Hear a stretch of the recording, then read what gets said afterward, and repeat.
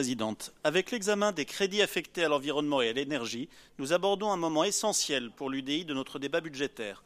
Essentiel au regard des enjeux et des ambitions qui sont les nôtres. Faire en l'espace d'une mandature de l'Île-de-France la première écorégion d'Europe. Essentiel aussi, car dans le prolongement des engagements qui ont été pris lors de la campagne électorale et qui nous engagent tous, ce budget de l'environnement est non pas une simple transition, mais aussi une véritable reconstruction.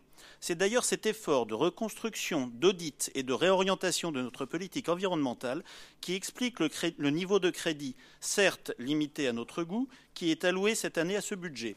Aussi, nous serons particulièrement attentifs et vigilants à ce que, dès le budget 2017, qui sera au fond notre premier véritable budget, l'environnement dispose, en tant que secteur prioritaire, des inscriptions budgétaires qui viendront mettre en face des mots la réalité des moyens donnés. En attendant, face à ce budget de transition, nous donnons à la région les moyens de travailler et de bien travailler, car là où la précédente majorité se contentait, avec des autorisations de dépenses fictives, d'une politique d'affichage, nous posons les bases d'une nouvelle politique, à la fois plus concrète et plus ambitieuse, seule à même de répondre aux enjeux et aux attentes des Franciliens, qu'il s'agisse de la croissance verte, de la sobriété énergétique ou encore de la qualité de l'air, qui est désormais un enjeu de santé publique à part entière. Dans le contexte financier qui a été rappelé et qui pèse extrêmement lourdement sur les collectivités, nous affirmons que faire mieux n'implique pas simplement dépenser plus. C'est pourquoi je veux saluer, Madame la Vice-présidente, votre choix d'évaluer attentivement au cours de cette année chacun des dispositifs qui nous ont été légués, celui aussi d'expérimenter de nouveaux dispositifs pour faire qu'à l'avenir, chaque euro dépensé soit un euro utile. Pour autant, évaluation ne signifie pas attente ou inaction. Avec un investissement qui représentera près de 60% des crédits de ce budget, nous agirons dès maintenant dans un certain nombre de secteurs clés.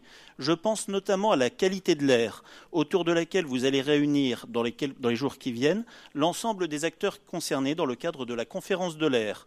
Je pense également à notre politique en faveur des énergies renouvelables, qui, au-delà des emplois qu'elle est susceptible de générer, est indispensable pour relever les défis du monde qui vient.